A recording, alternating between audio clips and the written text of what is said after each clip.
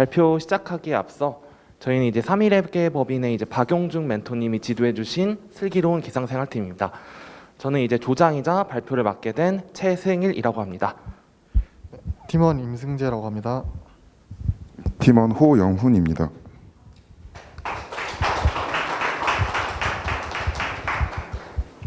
네, 그러면 발표 시작하겠습니다. 저희는 이제 기상이 심혈관 질환에 미치는 요인 분석 및 예측 모델 개발이라는 주제로 프로젝트를 진행했습니다. 네, 저희가 이 프로젝트를 선택했던 이유는 현재 기상청에서 주최하고 있는 2022 날씨 빅데이터 콘테스트에 참여를 목적으로 이제 메디치에서도 같은 프로젝트로 진행하면 좋겠다라고 판단을 해서 프로젝트를 진행하게 되었고, 이 프로젝트는 이제 이 콘테스트는 총 4가지의 과제가 있는데 저희는 이제 2차 대회 두 번째 과제인 기상이 심혈관 질환에 미치는 기상 요인 분석과 예측 모델을 개발해 보는 것입니다.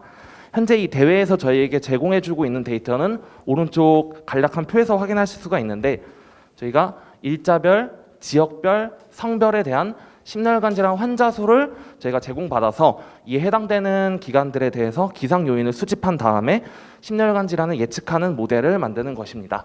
총 데이터는 12년부터 15년까지를 훈련 데이터로, 16년도를 검증용 데이터로 제공해 주었습니다. 네, 저희 프로젝트에 대한 간단한 요약을 한 페이지로 정리해 보았습니다. 연구 목적은 심혈관 질환 환자 수에 미치는 기상 요인 분석 및 지역과 성별에 따른 일별 환자 수 예측 모델 개발이고, 총 3가지의 파트로 나눠볼 수가 있는데, 지역별 차이를 고려한 기상 요인 분석, 그다음에 설명 가능한 모델인 샵을 활용한 변수 선택 최적화, 그다음에 최종적으로 예측 모델을 구축하고 심혈관 질환 위험 지수 개발을 제안해 보는 발표로 주제를 이어가겠습니다. 네. 저희 목차는 다음과 같습니다. 연구 동기를 설명해 드리고 선행 연구, 연구 설계, 연구 결과, 마지막으로 기대 효과 순서대로 발표 진행하겠습니다. 첫 번째로 연구 동기입니다. 네, 연구 동기에서는 기상과 심혈관 질환이라는 주제로 저희가 말씀을 드릴 텐데, 심혈관 질환은 국내 암을 제외하고서는 단일 질병으로 저희 주요 사망 원인, 가장 높은 주요 사망 원인으로 뽑히고 있고, 그리고 또 다른 암과 다른 질병에 비해 기상의 요인을 많이 받고 있기 때문에 저희가 기상과 심혈관 질환의 관계성을 한번 파악해 보면 좋겠다라고 했습니다. 또한 오른쪽 뉴스 언론 타이틀에서 볼 수 있듯이 봄이면 봄, 여름이면 여름, 가을이면 가을, 겨울이면 겨울 모두 심혈관 질환이 각 계절별로 다 위험하다고 말하고 있는 상태입니다. 이 심혈관 질환 위험군에 있는 사람들 입장에서는 그러면은 봄, 여름, 가을, 겨울 다 위험한 게 아닌가라는 의문점이 있어서 저희는 어떤 계절에서 어떤 기상 요인이 심혈관 질환에 치명적인지를 확인해 보고자 했습니다. 네, 그 다음으로 선행 연구를 말씀드려 보겠습니다. 네, 선행 연구는 총 기상 요인과 심혈관 질환의 관계성을 파악하는 것에 중점을 둔 논문들이 있었고, 그다음에 샵을 활용해서 설명 가능한 예측 모델을 개발하는 것뿐만 아니라 변수 선택 최적화 기법으로 최적화 모델을 개발하는 기술적인 논문이 있었습니다. 먼저 기상 요인과 심혈관 질환의 관계성을 파악하는 논문의 한계점은 이제 심혈관 질환과 단일 기상 요인만을 활용을 했다거나 아니면은 6개월이라는 다소 짧은 기간, 혹은 서울, 제주 이런 식으로 지역을 특정했기 때문에 계절의 종합성이나 아니면은 계절성을 고려하지 않았기 때문에 저희는 이 것들을 보완하고자 약 48개월 동안의 기상 데이터를 활용하였고, 또한 관계성 파악에 집중을 하는 논문이다 보니까 예측이나 예보의 관점에서는 다소 의미가 떨어진다고 판단을 했습니다. 또 이를 통해서 저희는 예측 모델까지 개발을 해보았고, 또한 이제 샵을 활용한 변수 선택 최적화 기법에서는 변수를 어떻게 선택하냐에 따라 모델의 성능이 어떻게 변화되는지를 직접 눈으로 시각화해서 확인해 본 다음에 가장 적절한 모델을 선택하는 기술적인 기법을 저희가 차용을 해서 사용을 했습니다. 네, 그 다음에 선행 연구들에서 기상 요인과 심혈관 질환의 관계성을 파악하기 위해 후보 변수로 사용했던 기상 요인을 테이블로 정리해 보았습니다. 평균 기온부터 최저 기온, 일교차 부터 미세먼지까지 종합적인 기상 요인을 저희는 전부 다 수집하고 이제 독립 변수로서 사용을 해 보았습니다. 다음으로는 저희가 이제 연구 설계를 한 부분을 보여드려 보겠습니다. 연구 설계 도식화를 먼저 보시면은 데이터를 수집한 다음에 그다음에 데이터를 전처리해주고 파생 변수를 생성하는 정제 과정을 거친 다음에 그다음에 지역별 특징을 파악해보고 그다음에 지역별 특징을 파악한 걸 바탕으로 이제 지역적 차이가 있는 기상 요인과 지역적 차이가 없는 기상 요인으로 나누어서 각각 변수 선택 최적화를 해준 다음에 모델을 만들어주고 최종적인 모델을 만들어주는 방법으로 연구를 진행했습니다. 네, 먼저 데이터 수집과 전처리 부분입니다. 데이터는 총 기상 데이터와 대기 데이터, 인구 데이터로 나누어 볼 수 있고 기상 데이터는 기상자료 개방 포털에서 대기 데이터는 에어코리아에서 인구 데이터는 통계청 코시스에서 데이터를 수집했습니다. 데이터 수집 기간은 저희 이제 공모전에서 제공해 주었던 12년도부터 16년도 데이터를 맞추기 위해서 다음과 같이 수집을 하였고 네, 그 다음으로 데이터 이제 전처리를 하고 파생 변수를 생성하는 과정입니다. 먼저 앞서 말씀드렸듯이 데이터의 종류가 기상, 대기, 인구 이렇게 총 3종류로 나뉘는데 그 중에서 먼저 기상 데이터에 대한 전처리를 보여드리겠습니다. 먼저 각 기상 요인을 기상자료 개발 포털에서 CSV 파일로 다운을 받은 후에 그다음에 대한민국에는 이제 수십 개의 관측소가 있어서 그 관측소별로 각 지역에 17개 시도에 해당되는 지역별로 다 그룹화를 해 주었습니다. 그 이후에 강원도를 예시로 보면은 강원도에는 강릉, 대강릉, 동해와 같은 관측소들이 있는데 강수량을 제외하고 모든 기상 요인은 각 평균값으로 강수량은 이제 합계로 집계를 해 주어서 17개 시도 뭐 강원, 경기, 서울 이런 식의 17개 시도에 맞게끔 데이터를 전처리해 주었습니다. 네, 같은 과정으로 대기 데이터 같은 경우에도 이제 대기 데이터를 CSV 파일로 시간별 단위로 수집을 한 다음에 뭐 강원도도 똑같이 관측소별로 저희가 집계를 하였고 그다음에 NO2, SO2, 이제 PM10과 같은 데이터는 평균값으로 그다음에 CO와 O3 같은 경우는 최대값으로 설정을 하였는데 그 이유는 왼쪽에서 보실 수 있듯이 CO와 O3는 건강에 미치는 급성 영향을 고려해야 하기 때문에 일일 최대값으로 하는 게 적절하다라는 선행 연구를 저희가 이제 확인을 해서 그거를 그대로 이제 활용을 했습니다. 네, 또 데이터를 전처리하고 수집하는 과정에서 이슈가 있었는데 바로 세종시 이슈입니다. 세종시 같은 경우에는 12년도 7월에 출범을 하였고 그다음에 관측소 같은 경우에는 뭐 17년도나 18년도에 생긴 곳이 대부분이었기 때문에 저희가 이제 연구하고자 하는 그 기간 동안에는 세종시의 데이터가 없었기 때문에 기상 데이터 같은 경우에는 이제 청주와 대전으로 그다음에 대기 데이터 같은 경우에는 충북, 충남, 대전의 평균값으로 저희가 이제 결측치를 대치했습니다. 그다음에 이제 인구 데이터의 흐름도 있는데 세종시 또한 인구 데이터가 2012년 상반기 1월에서 6월 데이터가 존재하지 않았기 때문에 7월부터 12월까지의 데이터를 그대로 1월부터 6월로 집어넣어 주었고 그렇게 되면은 대한민국의 총 인구가 5만 2천 명 정도가 늘어나야 되기 때문에 그건 사실 말이 되지 않기 때문에 이제 세종시 같은 경우가 충남과 충북에서 만들어진 도시인 걸 감안해서 채워진 그 인구 수만큼 충남과 충북에서 절반씩 빼 주었습니다.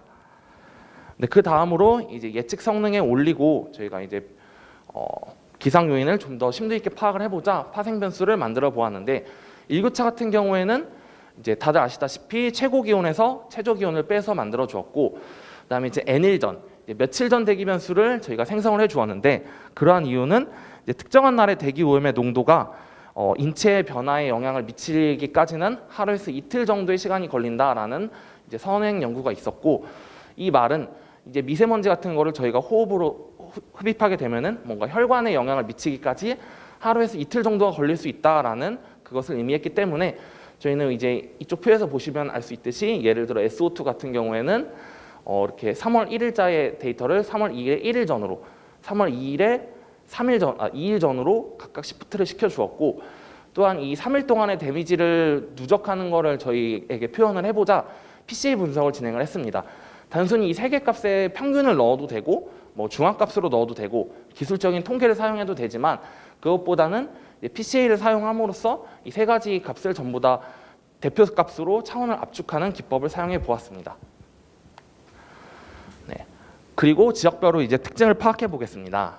이제 심혈관 질환 환자 수가 지역별로 어떻게 특징을 이루고 있는지 확인을 해 보았는데 먼저 해당 기간 동안에 심혈관 질환 수 환자 수를 총합을 한 다음에 이제 지역별로 나눠본 결과 경기와 서울이 가장 많은 심혈관 질환 환자 수가 있었습니다.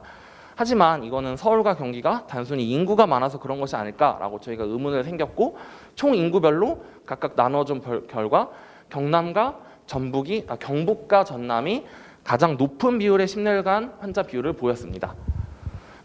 다음으로는 남녀별로 어떤 차이가 있을까? 지역별로 남녀를 확인해 본 결과 여기서도 서울과 경기가 가장 많은 심혈관 질환 수를 보이고 있고, 남녀별로는 이렇게 두 쌍씩 지어서 확인해 보면은 거의 딱히 크게 차이가 나지는 않는다라고 판단을 했습니다. 또한 요일별로는 심혈관 질환 환자 수가 어떻게 분포되어 있는지를 확인해 본 결과 월요일에서 일요일로 갈수록 환자 수가 점점 줄어들고 있는 추세인 것을 확인을 했습니다. 네, 또한 심혈관 질환이 어떤 계절성이나 주기성을 갖고 있는지에 대해서 저희가 확인을 해보자 라인 차트를 그려보았는데, 저희 이제 해당 기간인 2012년 1월 겨울부터 2015년 겨울까지 각각 그래프에 대해서 쭉 라인 차트를 그려본 결과 경기와 서울이 7명에서 9명 정도의 계속 일일 평균값을 보이고 있고, 세종시 같은 경우에는 거의 0명대에서 심혈관 질환 환자 수가 발생하지 않고 있음을 확인할 수 있었습니다. 또 그리고 이제 지역적 차이가 있는 기상 요인과 지역적 차이가 없는 기상 요인을 살펴볼 텐데, 지역적 차이가 있고 없고가 조금 아리송하실 수가 있는데 그 해당 사항은 다음 페이지를 보시면 이해하실 수 있을 겁니다.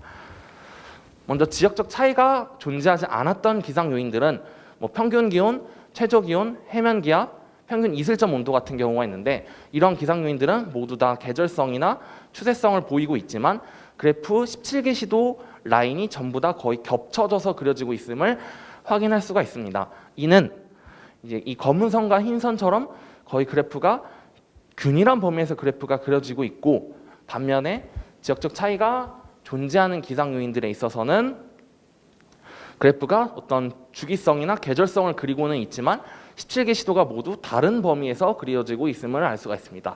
이러한 기상 요인들은 이제 대기질과 몇 가지의 기상 요인들이 있었고, 이는 저희가 시각화를 좀 더 해보면은 검은 선과 흰 선이 각각 제각각 따로 그려지고 있음을 저희가 알 수가 있었습니다. 네, 또한 이제 지역적 차이가 있었던 기상 요인인 기온이라던가 이슬점 온도, 그다음에 이제 평균 해면 기압, 그런 것들에 대해서 모델링을 하기에 앞서 샵을 통해서 변수 선택 최적화를 해보면은, 먼저 그 전에 이제 샵에 대해 한번 설명을 들어보면은, 샵은 이제 왼쪽에서 보시는 것처럼 이렇게 블랙박스 모델이었던 거를 화이트박스 모델로 바꿔줄 수 있는 라이브러리 중에 하나인데, 이는 이제 타겟에 어떻게 영향을 미추었는지, 여기서 예시를 보면은 나이라는 변수가 이 아웃풋에 어떤 영향을 미추었는지를 저희가 이제 게임 이론에 기반해가지고 알 수 있는 라이브러리 중에 하나이고, 이제 그것들을 이제 오른쪽 표에서 보면은 각 관측지별로 샵별로의 절대값의 합이 큰 순서대로 변수의 중요도, 즉 타겟에 많은 영향을 미치고 있는 변수로 뽑을 수 있다라고 했고, 여기서 보면은 이제 SO2 이제 PCA 분석을 통해서 SO2가 가장 심혈관 질환에 영향을 많이 미치고 있는 변수다라고 저희가 생각을 할 수가 있었고, 일교차 같은 경우가 심혈관 질환에 가장 영향을 미치고 있지 않은 변수다라고 저희가 판단을 내릴 수 있겠습니다.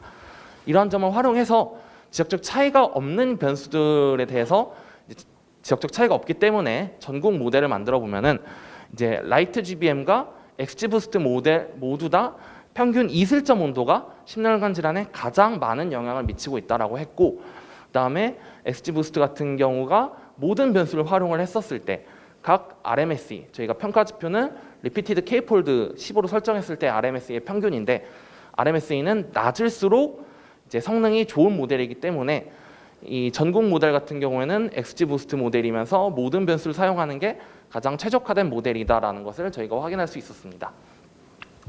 네, 같은 방식으로 지역적 차이가 있는 기상 요인들에 대해서 변수 선택 최적화를 보여드려 보면은, 이제 지역적 차이가 있었기 때문에 이제 서울 모델, 경기 모델, 충남 모델, 충북 모델, 이런 식으로 17개 시도 모델을 전부 다 저희가 각각 구축을 하였고, 서울시 같은 경우에는 이제 SO2가, 그다음에 라이트 GBM, XGBoost 모두 PCA를 통한 SO2가 가장 영향을 많이 미치고 있다, 심혈관 질환에 가장 영향을 많이 미치고 있다라고 했고, 이제 XGBoost 모델이 6개의 변수, 이 말은 일교차와 그다음에 이제 맨 밑에 있었던 NO2 이 두 가지의 변수를 제외하고 나서 이 6가지의 변수를 사용해서 모델링을 했었을 때 가장 좋은 성능을 내고 있음을 저희가 알 수가 있습니다.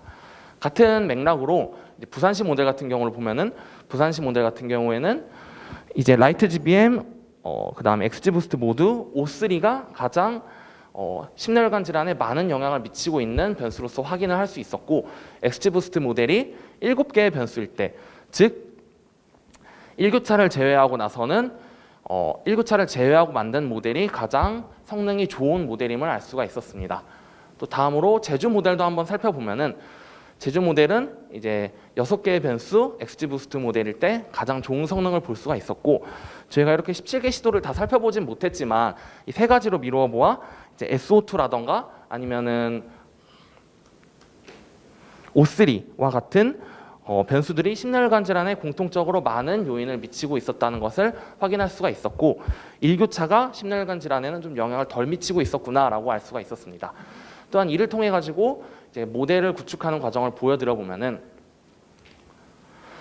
아까 지역적 차이가 없는 기상 요인들은 XG 부스트 모델을 사용하면서 4개의 변수, 모든 변수를 사용했었을 때 가장 좋은 성능이었고 그다음에 서울 모델 같은 경우에는 1교차를 제외한 6가지의 변수가 가장 좋은 모델, 세종시 같은 경우에는 특이하게도 라이트 GBM을 사용하면서 이 세 가지의 변수를 사용하는 것, 뭐 이런 식으로 부산, 충북까지 총 17개의 시도의 모델을 각각 만들고 전국 단위의 모델을 하나 만들고 그렇게 해서 이 전국 단위 모델과 이 17개 시도 모델을 모두 다 이제 하드 보팅 1대1로 이제 그 최종적인 앙상블 모델을 구축해 보면 그렇게 저희가 모델을 구축을 하였고 그거에 대한 성능을 확인을 해 보면은 이제 연구 결과에서 모델 예측 성능을 보여드리겠습니다. 그랬을 때 전국 단위 모델 같은 경우에가 RMSE가 1.266, 그다음에 17개 시도 단위 모델을 모두 다 합쳤을 때가 1.269, 그다음에 이제 두 가지를 1대1로 보팅한 결과 1.264로 실제로 앙상블했을 때 모델의 성능이 조금 더 우수해진 걸 볼 수 있고 이제 이 최종적인 이 값인 1.264가 어떤 의미를 지니고 있냐면은 이제 실제로 이 15년도 6월 8일 경남 남자 환자 수가 4명 정도가 발생을 했었는데 저희의 예측값은 3.885로 이 RMSE는 이 두 가지의 차이의 제곱의 루트를 씌운 값인데 저희가 같은 차원으로 봐서 이 평균이 한 0.2 정도가 차이가 나고 여기서는 한 0.8 이 값들의 차이에 이제 평균이 보통 한 1.26명 정도, 즉 이 지역별, 성별, 그다음에 일자별로 확인을 했었을 때 한 1.26명 정도 모델이 틀리고 있다라는 성능을 의미하고 있습니다. 그리고 이거를 저희가 이제 일별 단위로 그래프를 그리게 되면은 너무 그래프가 이렇게 겹쳐져서 그려지기 때문에 월별로 이제 합계를 내 가지고 그래프의 성능을 비교해 본 결과 실제 값은 1,400명에서 이제 한 1,600명 정도까지 그래프를 이렇게 쭉 그리고 있고 저희 예측 값은 그것보다는 조금 더 아래에서 그래프를 그려지고 있지만 어느 정도 그래프가 값이 200명이나 차이가 나고 있지만 그래도 이게 전국 단위 모델 전국을 다 합쳤을 때 정도의 차이이고 어느 정도 그래프가 이 추세를 거의 다 쫓아가고 있다라고 저희가 판단을 해서 어느 정도는 좀 괜찮은 결과이지 않을까라고 자평을 했습니다. 이를 토대로 저희가 이제 실제로 이 날씨 빅데이터 콘테스트에 캐글이나 데이콘 같이 이제 리더보드가 있어가지고 이 예측한 결과값을 제출해본 결과 오늘 아침에도 확인해본 결과 아직까지는 저희가 1위를 기록하고 있었고 이를 아직 기간이 한 달 정도 많이 남아가지고 현재 제출한 팀도 많지 않고 그렇지만 그래도 저희가 꾸준히 관리를 해서 좋은 성적 거둘 수 있도록 끝까지 노력해 보겠습니다. 또 이렇게 저희가 예측한 모델이 어떤 기대 효과를 가져올지를 정리를 해보았는데 실제로 미세먼지 같은 경우도 기상청에서 오늘 미세먼지가 보통, 좋음, 나쁨 이런 식으로 예보를 해주는 것처럼 뇌졸중 지수라든가 통합대기 지수라든가 여러 가지 관점에서 이제 국민들이 알아볼 수 있기 쉽게 지수를 제공해주고 있는데 심혈관 질환도 그러한 방법처럼 이제 이런 UI 같은 거를 통해서 이제 심혈관 질환이 이제 점수가 0.0에서 1.2 예를 들어서 이 정도 사이면은 괜찮다 혹은 뭐 이렇게 빨강이다 하면은 심혈관 질환 위험군에 있는 사람들은 오늘은 좀 외출을 자제해야겠구나라고 좀 예보의 관점에서 하는 서비스가 생겼으면 좋겠다라고 생각을 했습니다. 네, 참고문헌은 이제 다음과 같고 여기서 발표 마치겠습니다. 감사합니다.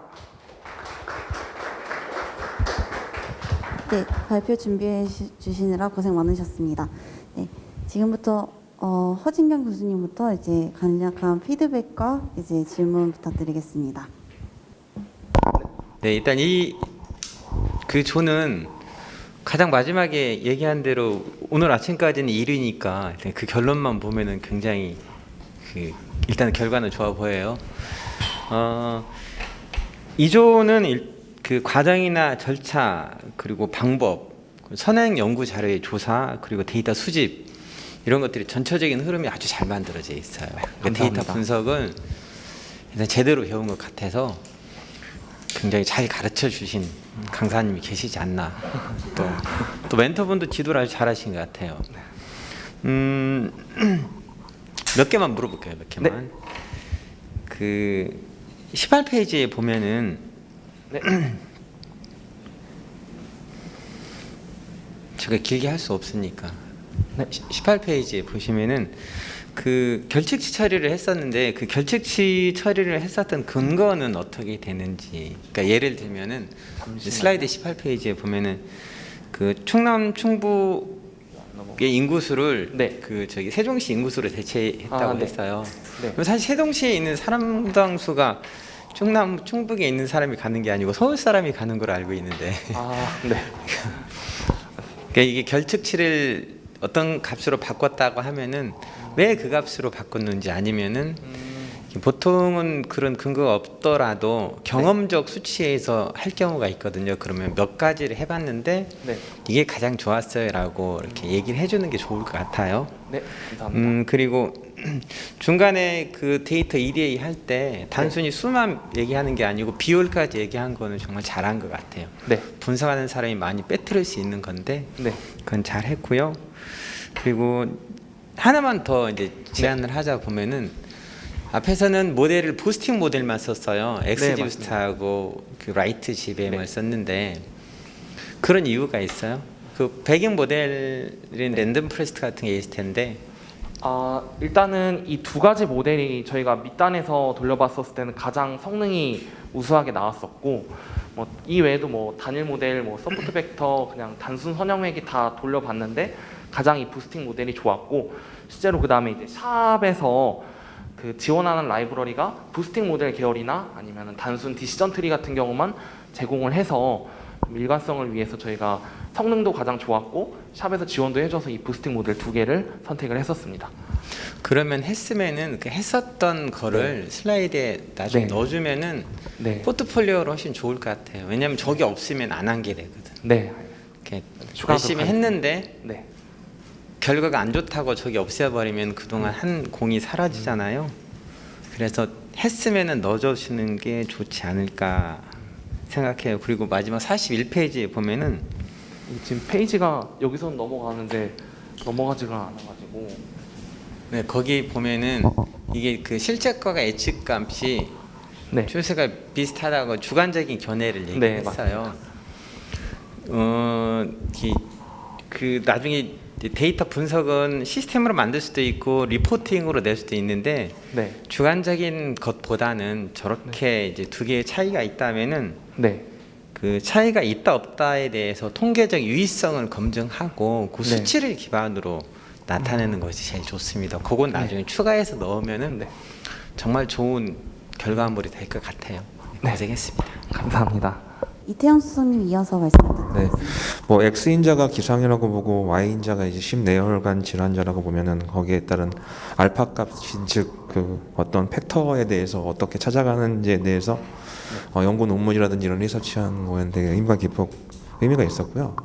근데 그것들이 이제 좀 보완드리면 그게 이제 어떻게 보면 이산화탄소 농도라든지 오존 농도라는 것들이 어떻게 보면 미세먼지나 황사의 영향이 되게 네. 큰 것들이 있고 그게 지형별 영향도 일부 있는 부분들이 있는데 약간 기상 분석에만 너무 초점이 맞춰지고 약간 그런 인구의 환자의 이동이라든지 인구수 대비 심내혈관 질환자 수라든지 뭐 이런 어떤 네. 다양한 팩터들에 대한 좀 조사가 좀 추가됐으면 좋겠다는 생각이 들었는데요.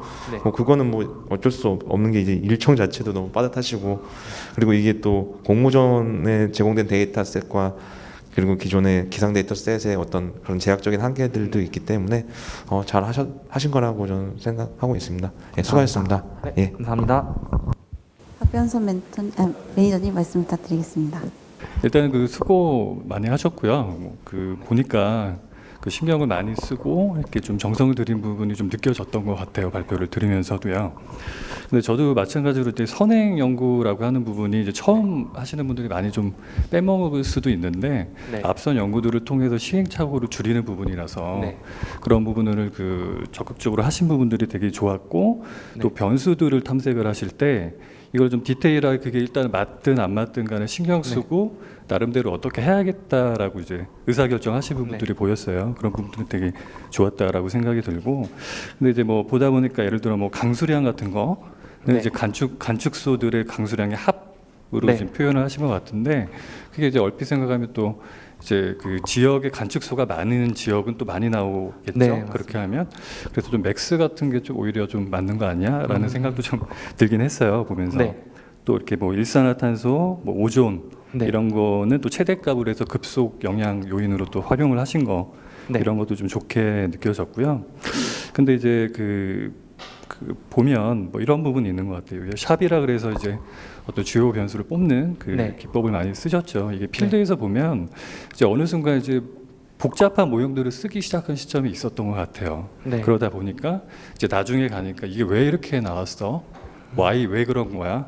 에 네. 대한 호기심들이 많아지고 그래서 이제 이런 기법들을 실제 필드에서도 많이 사용하게 되는데요. 이 모델 과제를 보면 뭐 이런 게 있죠. 이제 결과가 좀 잘 나오면 되는 과제들이 있고 네. 결과도 나와야 되지만 왜 그런지를 우리가 네. 그 인과관계를 정확히 알아야 되는 과제들이 있어요. 근데 이 과제 같은 경우에는 그래도 후자에 좀 가깝지 않나라는 네, 생각이 들고요. 그 샵이라고 하는 것도 이제 그 계산 그리고 이런 것들이 이제 많은 계산 비용을 소모하면서 이렇게 뽑아내는 어떤 아이데이션적인 계산법들 중에 하나인데 네. 이렇게 보면은 이제 여러 가지 모든 조합을 펼쳐놓고 그 변수가 있고 없고의 차이에 네, 맞습니다. 어떻게 보면 가중 합처럼 해서 이렇게 네. 뽑아내죠. 근데 그 계산 로직을 보면은 이게 하나하나의 변수 두 개를 볼 때는 괜찮은데 네.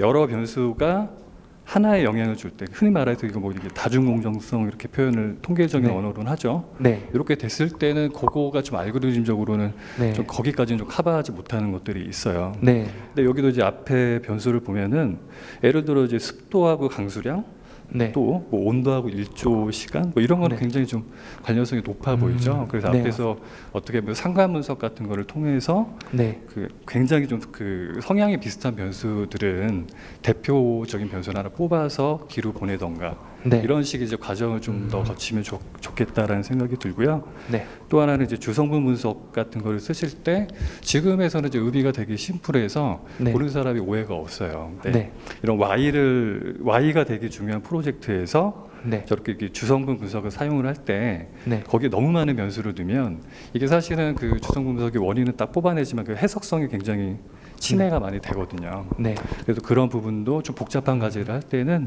좀 고려해서 하시면 좋을 것 같습니다. 전반적으로 되게 좋게 잘 들었습니다. 네, 감사합니다. 고생 많이 하셨습니다.